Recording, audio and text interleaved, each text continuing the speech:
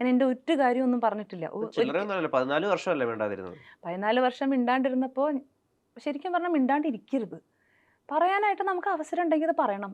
സ്പോട്ടിൽ പറഞ്ഞു തീർക്കണം അല്ലാതെ. പറയണം. അതിനെ ഇങ്ങനെ അക്യുമുലേറ്റ് ചെയ്ത് നമ്മളെ ഇത് എൻ്റെ ലൈഫെന്നെ പഠിപ്പിച്ച കാര്യമാണ്. നമ്മളെന്തിനാണ് ഒരാളൊരു കാര്യം ഇങ്ങനെ പറയുമ്പോൾ അത് ആക്സെപ്റ്റ് ചെയ്ത് നിൽക്കണത് എന്തിനാ? അപ്പം തന്നെ അപ്പം അതെനിക്ക് എനിക്കല്ല ബാക്കി സ്ത്രീകളോടും പറയാനുള്ള കാര്യമാണ്. വെറുതെ എന്തിനാ ബ്ലെയിം എടുക്കുന്നത്? നമുക്ക് നാക്ക് തന്നിട്ടില്ലേ? എന്നെപ്പോലെ എന്തിനാ മണ്ടിയാവുന്നത്? അപ്പോൾ അങ്ങനെ കൂട്ടി കൂട്ടി ഒരു എന്താ പറയുക എല്ലാവർക്കും വെറുപ്പുള്ള ഒരു ആളായിട്ട് മാറേണ്ട ആവശ്യം എന്താ? എനിക്ക് അമൃതയുടെ അമ്മയുടെ മൈൻഡ് സെറ്റ് ഒന്ന് അറിഞ്ഞാൽ കൊള്ളാമെന്നുണ്ട്. കാരണം ഞാനൊരു വീഡിയോൻ്റെ റീല് അത് പാപ്പുവൻ ഗ്രാൻഡ്മ എന്നുള്ള റീലിൽ നിന്ന് കട്ട് ചെയ്തെടുത്തിട്ട് വേറൊരു ചാനലിൽ ഇട്ടിട്ടുള്ള റീലാണ്. ഇതിനടിയിൽ ഒരാള് ഒരു ഫേക്ക് ഐ മീൻ ഒരു ഫേക്ക് യൂസർ നെയിമാണ്. അതിന്റെ പ്രോപ്പർ യൂസർ നെയിം പോലുമില്ല. അപ്പോൾ അതിലെഴുതി ആ അമ്മയോടാണ് ഇവര് ഉദ്ദേശിക്കുന്നത്. നിങ്ങളിങ്ങനെ 2 മക്കളെയും വിറ്റ് ജീവിച്ചോളൂ. ഒന്ന് ഇതൊരു ആലോചിക്കൂ. അത്രേ ഉള്ളൂ. ജീവിച്ചോളൂ എന്നാണ്. അത് അത് ഇത് ഏതെങ്കിലും രീതിയിൽ സർക്കുലേറ്റ് ചെയ്ത് അവരിലേക്ക് എത്തുക. എന്നെ ഒരു അറിവില്ല. അവർ ഈ പറഞ്ഞ പോലെ ഭക്ഷണം ഉണ്ടാക്കുക, പാപ്പുവ ഫീഡ് ചെയ്യുക, സമാധാനമായിട്ടിരിക്കുക, പ്രാർത്ഥിക്കുക എന്നതിന് അപ്പുറത്തേക്ക് ലോകമില്ല എന്നാണ് എൻ്റെ ഒരു അനുമാനം. അത് എങ്ങനെയാ അവര് സ്വയം സമാധാനിക്കുന്നത്? എനിക്ക് അമ്മയുടെ സ്ഥാനത്ത് ചിലപ്പോൾ ഞാനൊക്കെ ആയിരുന്നെങ്കിൽ ഞാൻ ചത്തുപോയേനെ. ലൈക്ക് അമ്മയൊക്കെ എന്തോരം കേട്ടിട്ടുണ്ടെന്നറിയോ?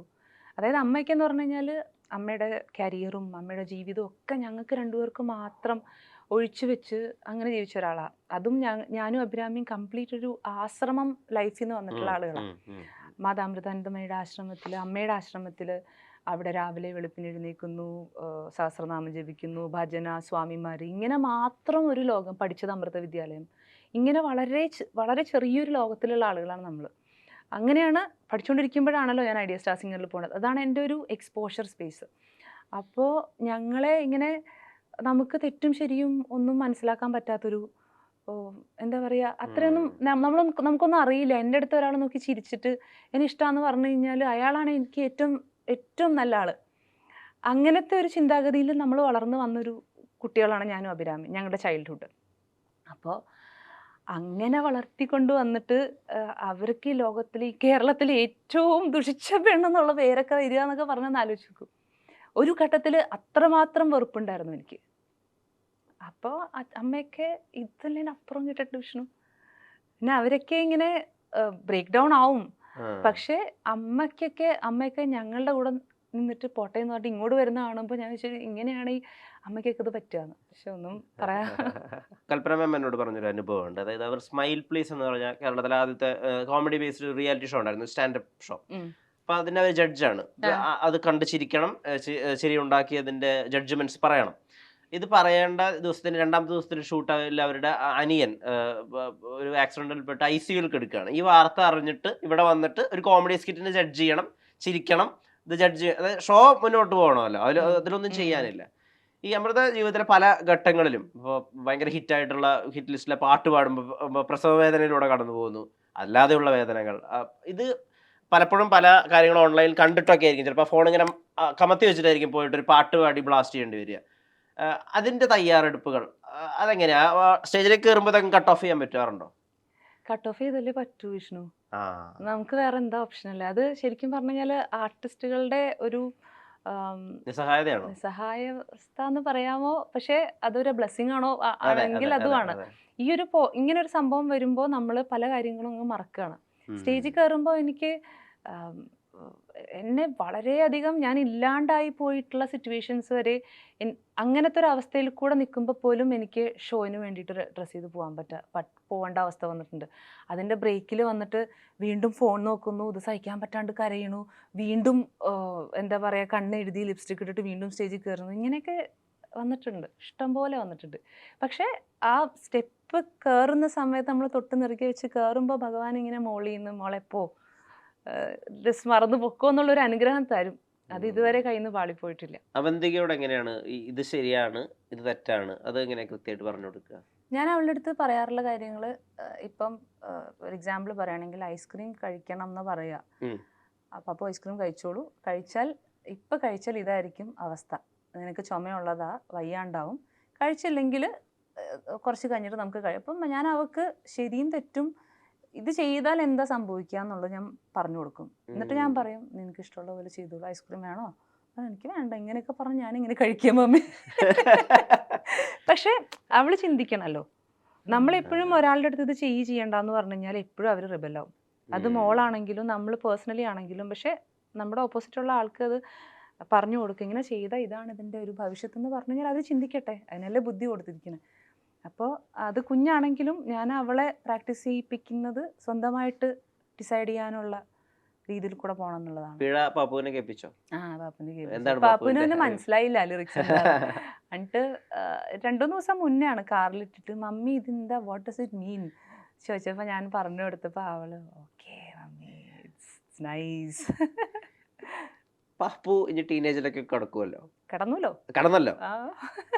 അപ്പോൾ പണ്ടൊക്കെ ഉണ്ടായിരുന്നല്ലോ ഈ ടീനേജിലെ പെൺകുട്ടികളുടെ അമ്മമാർക്ക് ആദ്യമാണ് എന്നൊക്കെ പറയുന്ന ഒരു രീതി ഉണ്ടായിരുന്നല്ലോ. ഇപ്പോൾ കുട്ടികളൊക്കെ ഒരുപാട് മെച്ചോർഡായി. സ്റ്റിൽ അപ്പോൾ അവരിപ്പോൾ പാപ്പ വന്നിട്ട് ആദ്യ പ്രണയം, ആദ്യ ക്രഷൊക്കെ വന്ന് പറയാന്ന് വെച്ചാൽ ഇതെങ്ങനെ ഡീൽ ചെയ്യുക? മമ്മിയെ കാണിച്ചു തരാൻ പറയുമ്പോൾ കാണിച്ചു തരുന്നുണ്ടോ ക്രഷിനൊക്കെ? ഇല്ല, ഇപ്പൊ ക്രഷിലേക്ക് എത്തിയിട്ടില്ല. ഞാനിങ്ങനെ അബി ഇടയ്ക്ക് ചോദിക്കും, ഇവര് സ്കൂളിലൊക്കെ പോകുമ്പോ ഒരു ഫ്രണ്ട്സായിട്ട് നിൽക്കുമ്പോ അബി കുറച്ചും കൂടെ കൂട്ടാ പാപ്പുവിൻ്റെ അടുത്ത്, എൻ്റെ ബോയ് ഫ്രണ്ടിനെ കാണിച്ചെന്നൊക്കെ പറയും. അപ്പൊ പാപ്പു പറയും ഇല്ല അബോണ്ട എനിക്ക് ബോയ് ഫ്രണ്ട് ഇല്ല ഇല്ല. പക്ഷെ ജൂനിയർ ക്ലാസ്സിൽ വരെ ഇതൊക്കെ നമ്മൾ മനസ്സിലാക്കണ്ടേ. വേണം വേണം. പക്ഷെ ഇപ്പം അതൊരു ബോയ് ഫ്രണ്ട് ആയിക്കോട്ടെ ഒരു ഫ്രണ്ട് ആയിക്കോട്ടെ, ആ ഒരാളെ ചൂസ് ചെയ്യുമ്പോൾ നമ്മുടെ കൂടെ നിൽക്കുന്ന ഒരാൾ നമ്മുടെ ലൈഫിനെ ഒരുപാട് ഇൻഫ്ലുവൻസ് ചെയ്യും. അത് ഏറ്റവും നന്നായിട്ട് അറിയുന്ന ഒരാളാണ് പാപ്പു. നമ്മുടെ ചോയ്സസ് നമ്മുടെ ലൈഫിനെ എഫക്റ്റ് ചെയ്യുന്നുള്ള ഒരു വലിയ ലെസൺ അറിയുന്ന ഒരു കുട്ടിയാണ് പാപ്പു. അപ്പോൾ ഐ എം ഹോപ്പിംഗ്, ഞാൻ പ്രാർത്ഥിക്കുന്നതും ആഗ്രഹിക്കുന്നതും അവൾക്ക് അതിൽ നിന്നുള്ളൊരു വിവേകം ഉണ്ടാവും എന്നുള്ളതാണ്. അതുകൊണ്ട് തന്നെ എന്തുണ്ടെങ്കിലും അവൾ വന്ന് പറയും. അപ്പോൾ ഞാനും അങ്ങനെയൊന്നും അവളുടെ അടുത്ത് എന്ത് തെറ്റ് ചെയ്താലും മമ്മി ഉണ്ട് കൂടെ എന്നുള്ളൊരു സാധനമാണ്. ഈവൻ ഇഫ് നമ്മള് പ്രണയിക്കുന്നതിൽ തെറ്റെന്താ പാപ്പുവിനോട് എങ്ങനെ പറഞ്ഞു കൊടുക്കുക? പ്രണയിക്കുന്നതിൽ തെറ്റുണ്ടെന്ന് അല്ല, പ്രണയിക്കുന്നത് തെറ്റാന്നല്ല, പ്രണയിക്കുന്നതിൽ ഇന്ന കാര്യങ്ങളൊക്കെ തെറ്റാണ് മോളെ, ഈ ഇന്ന കാര്യങ്ങളിലുള്ള ഒരു ബിഹേവിയറുള്ള ഒരാളാണെങ്കിൽ നീ കുറച്ച് ഓരോ ഇപ്പൊ അവൾക്ക് അത്രയും കാര്യങ്ങൾ പറഞ്ഞു കൊടുക്കേണ്ട ഒരു സമയത്തിലല്ല. അതായത് ഇപ്പോ അവള് ഏതൊരു പ്രായത്തിലാണ്, ഈ സമയത്ത് എന്തൊക്കെ വികാരങ്ങളാണ് വരിക. കാരണം മമ്മിക്കും ഇതേ സമയത്ത് ഇതിലും വിയോടായിട്ടുള്ള വികാരങ്ങൾ വന്നിട്ടുള്ള ഒരാളാണ് mummy.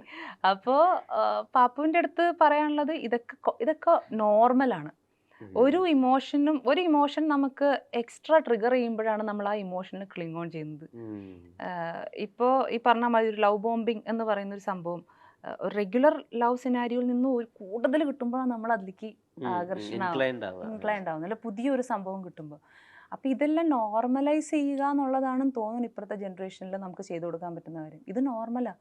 Like maybe you will feel crush with this guy, you will feel crush with അവൻ്റെ അടുത്ത് തോന്നുന്നു, ഇവൻ്റെ അടുത്ത് തോന്നുന്നു. അങ്ങനെ തോന്നിയാൽ പോലും അത് നോർമലാണ്. ഇതിപ്പോൾ സർവൈവ് ചെയ്യാൻ പോകുന്നൊരു കാര്യമല്ല. അതൊരു ഏജിൻ്റെ ഹോർമോണൽ ഇഷ്യൂസ്. ഇങ്ങനെയൊക്കെ പറഞ്ഞു കൊടുക്കാനാണ് ഞാൻ ശ്രമിക്കുക. ഞാൻ ചാവണം വരെ ശ്രമിക്കും. വീഴില്ല, വീഴും പക്ഷെ എഴുന്നേക്കും. അങ്ങനെയാണ്. വീണ് കഴിഞ്ഞിട്ട് കിടക്കുമ്പോ എന്താ ആലോചിക്കുക? ഇനി പ്രതികാരം വീട്ടണം അങ്ങനെയൊക്കെ ആലോചിക്കുക? ഓൾറെഡി തളർന്ന് കിടക്കുക, ഇനി ഞാൻ പ്രതികാരം വീട്ടാൻ വേണ്ടിയിട്ടുള്ള അടുത്ത എനർജി അതും കൂടെ കളയണോ? ഇനി ഒന്ന് എഴുന്നേറ്റ് മുമ്പോട്ട് പോവാ എന്നുള്ള സംഭവം മാത്രമേ ഉള്ളൂ. അല്ലാണ്ട് തിരിഞ്ഞു നടന്നിട്ട് പ്രതികാരം വീട്ടണമെന്നോ അതൊന്നും അങ്ങനെയൊന്നും നിൽക്കണില്ല. അപ്പൊ വീണ്ടും നമ്മുടെ സമയം പോവല്ലേ വിഷ്ണു?